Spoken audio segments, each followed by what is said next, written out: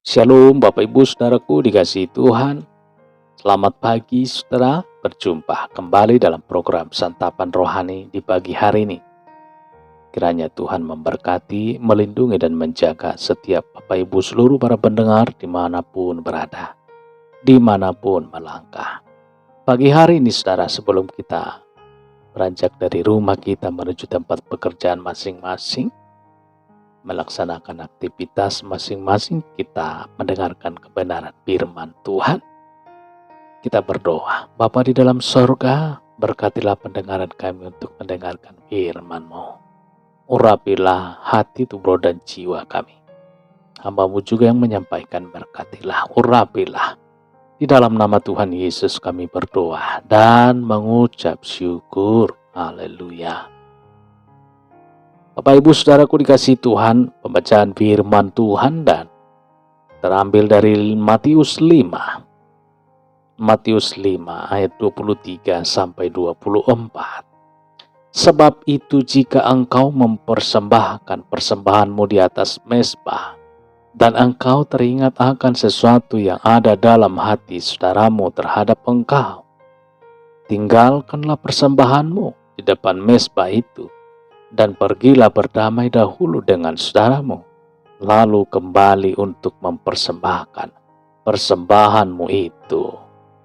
Saudara, seberapa tinggi level atau tingkat kehidupan rohani saudara? Seberapa tinggi level tingkat kehidupan rohani kita pada saat hari ini? Tingkat kehidupan rohani seseorang bukan ditentukan oleh rajin tidaknya pergi ke gereja, sering tidaknya ia berdoa, sedikit banyaknya persembahan yang diberikan. Itu semua bukannya ukuran untuk menentukan level kehidupan rohani seseorang. Saudara, kesediaan hati untuk mengampuni adalah cermin dari kehidupan rohani seseorang. Persembahan dibandingkan mengampuni. Saudaraku dikasihi Tuhan, persembahan dibandingkan mengampuni. Ayat renungan hari ini saudara, membandingkan antara persembahan dengan mengampuni. Persembahan di atas mezbah adalah salah satu bagian dari ibadah. Tetapi kita baca saudara, perintah Yesus, tunda ibadah kita karena ada sesuatu yang belum beres di hati kita. Saudara, kita diminta untuk berdamai lebih dahulu dengan orang lain, baru melanjutkan untuk mempersembahkan persembahan itu. Apa yang kita dapatkan dari pelajaran ini, saudara? Pengampunan jelas mempengaruhi ibadah. Ibadah berhubungan dengan kehidupan rohani. Jadi secara otomatis, saudara, pengampunan juga berpengaruh dengan kehidupan rohani seseorang. Ukuran kehidupan rohani, baik tindakan, tinggi rendahnya kehidupan rohani seseorang, tergantung juga dengan bagaimana pengampunan yang diberikan kepada orang yang bersalah kepadanya. Bicara memberikan pengampunan adalah perkara sulit. Seringkali orang gagal mempertontonkan apakah kita benar tulus dan ikhlas mengampuni orang yang bersalah kepada kita. Apalagi jika kesalahan itu sangat fatal dan berpengaruh pada perjalanan kehidupan kita. Dari sanalah kita bisa bercermin tentang kehidupan rohani kita. Mari berkaca. Sayang sekali hanya gara-gara kita tidak bisa mengampuni, maka rusaklah kerohanian hidup kita. Potret kita ternoda hanya oleh karena kita tidak mampu mengampuni kesalahan orang lain.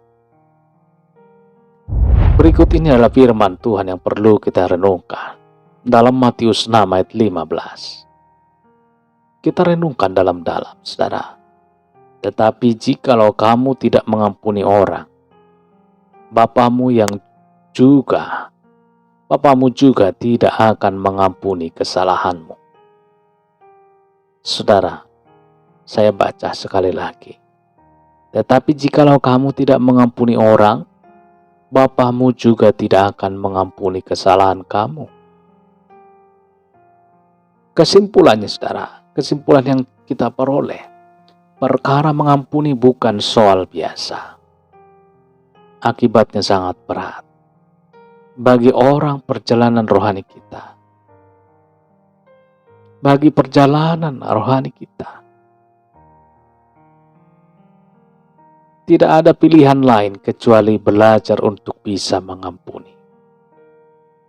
Dari seorang kecil. Dari soal kecil sedang hingga soal besar. Dari masalah yang sepele, ringan, hingga ke perkara yang berat.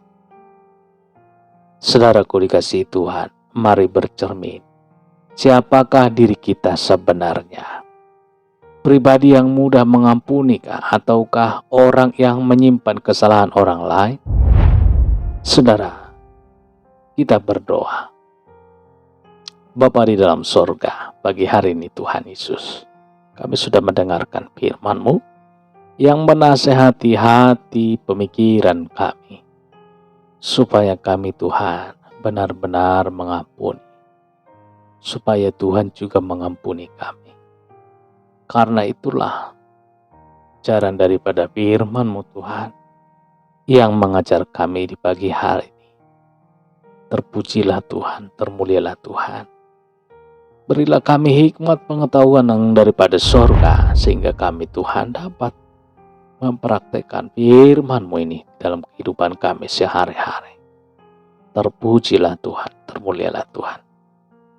Dan hamba juga berdoa untuk Bapak Ibu seluruh para pendengar di pagi hari ini, berkatilah.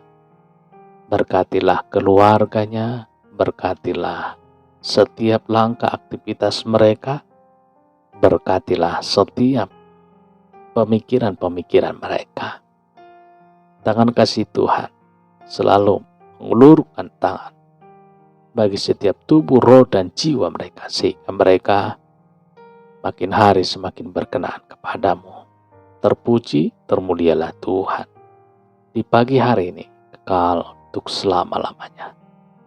Di dalam nama Tuhan Yesus kami berdoa dan mengucap syukur. Haleluya.